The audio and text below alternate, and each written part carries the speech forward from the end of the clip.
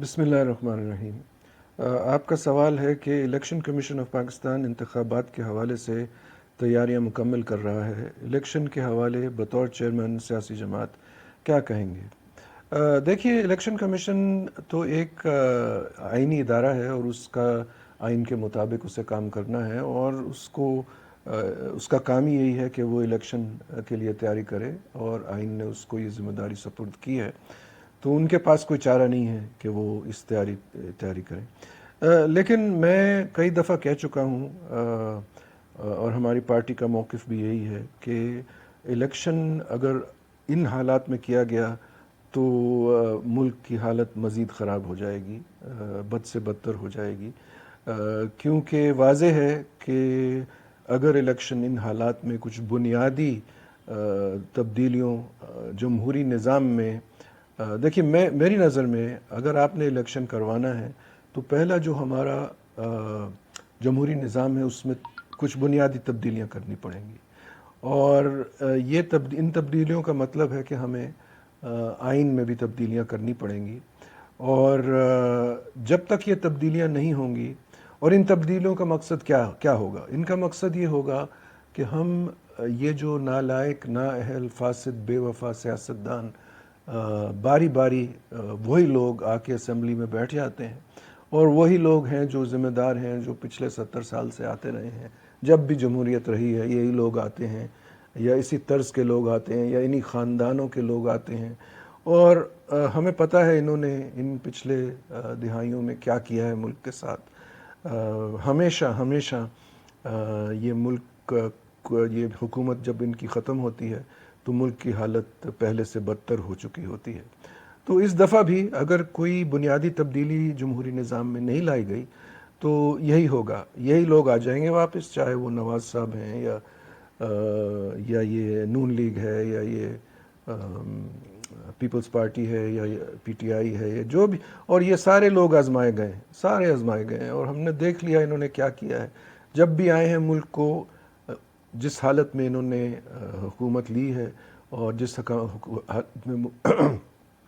حکومت چھوڑی ہے، تو وہ ہمیشہ ملک کی حالت جو ہے وہ ان کے چھوڑنے تک مزید خراب ہو چکی ہوگی۔ تو میری نظر میں ملک اب متحمل نہیں ہے کہ دوبارہ اس طرح کا تجربہ کیا جائے، اس لیے بہت ضروری ہے ابھی کہ الیکشنز کی تاخیر ہو، بنیادی جمہوری نظام میں تبدیلیاں آئیں،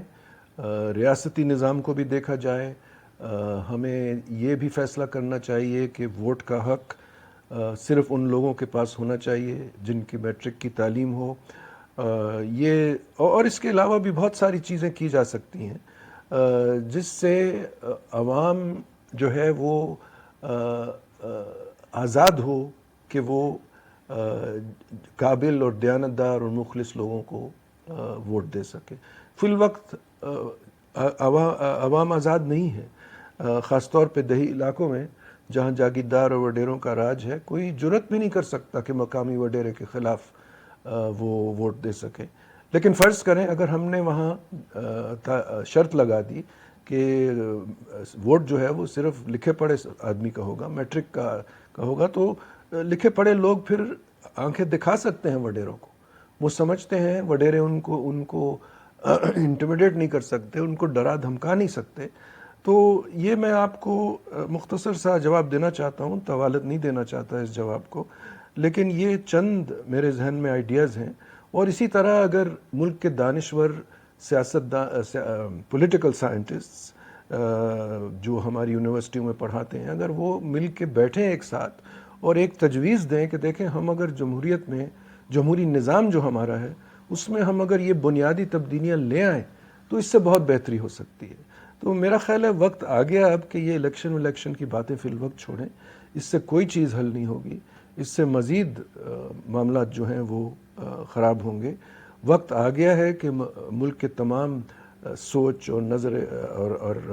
سیاسی رائے رکھنے والے لوگ، اور میرا مطلب نہیں ہے یہ جاگیردار وڈیرے اور وغیرہ جو بیٹھتے ہیں اسمبلیوں میں،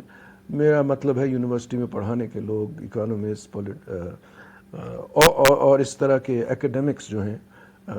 شعبہ تعلیم سے رکھنے والے لوگ بیٹھیں، دیکھیں،